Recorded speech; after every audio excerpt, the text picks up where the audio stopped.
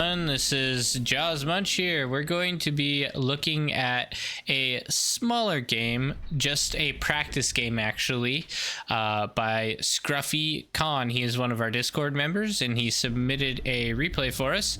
Today he is going to be attempting to do a TZAR rush and just trying to work on his timings. So we're just going to keep an eye on his stats to make sure he is working as efficiently as he possibly can today.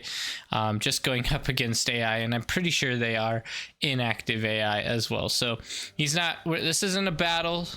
This is just a test video, and I'm going to give him a little bit of feedback on how I think he's doing.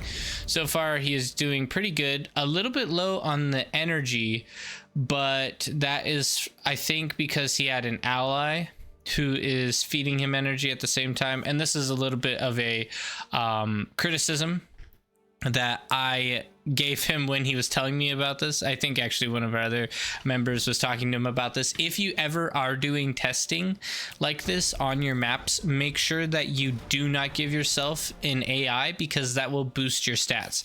So if you look over here to the AI, we'll swing around where he is. He's not building anything, but he is supplying energy and metal, 2 metal per second and 25 energy per second, and that does affect how efficient you will be on your builds. So if you're doing a timing build, or you're trying to understand exactly what it's going to be like inside a game, then definitely be sure to turn off AI on your team. It's okay to have inactive on the other team, but leave the inactive AI off for your team.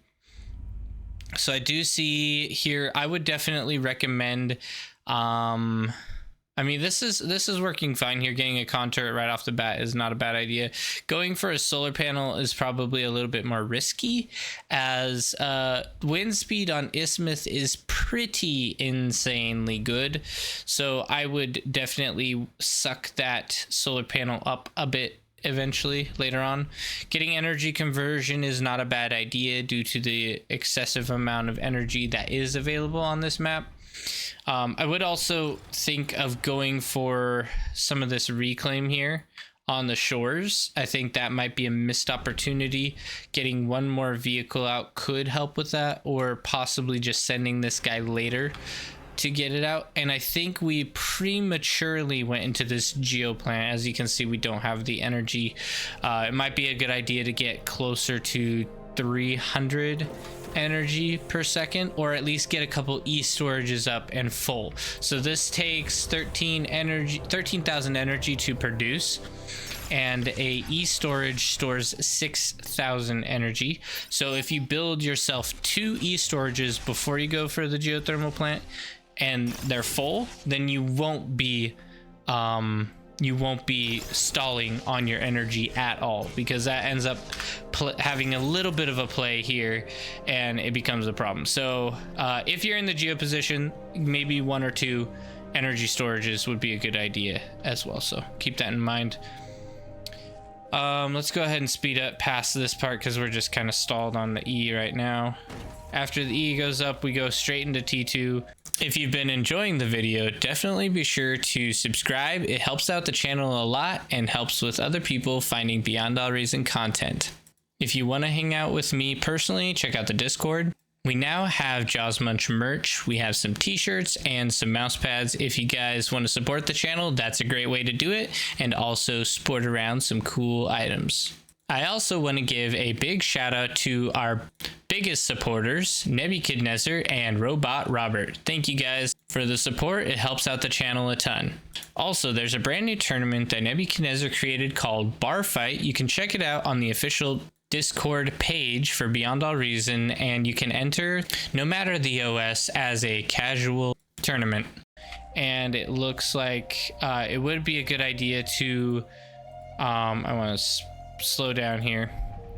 It would definitely be a good idea to get this sucked up. At first it was repairing and that slowed you down a little bit, and then getting this guy queued up for energy converters. A ton of energy converters are going to be really strong in this position, just because you have that geothermal plant and you want to try to be as efficient as possible. And you may also want to go for a calm sacrifice at some point as well, which I think that's what he's getting ready to do here. But you gotta be very cautious, because when you sacrifice that calm, you do not want the explosion radius to blow up your base. Right now we are watching Scruffy, one of our Discord members. Feel free to check the link below to join our Discord if you would like to submit videos as well. I think we're going to be doing a little bit different styles of videos, more similar to this here in the future. So keep that in mind. I was doing a really aggressive training session with the replays, but I think I'm going to dial that back a little bit and do more of a casual overview of like the matchup and slight improvements, rather than quite as aggressive on the replays that are submitted. So if you want some casual help, a little bit more simple, then go for it. I think overall Scruffy's doing a great job here with the metal though. You definitely want to be careful not to over reclaim. Yep, everything's working great here, and we got our TZAR. That is what he was going for here, the TZAR, and it looks like it will be out in 6 minutes, which is not terrible timing. I'm not as familiar with what timings people have come up with.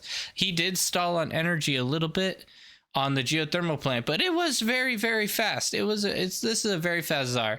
So as long as he has some support on the front line, this could be a great opportunity to shred your opponents on the front line and get that timing. You could probably carve it down to maybe 530 if you get lucky and you do everything extremely precise. You could probably get down to 530 with this timing. So 6:15, and that was it.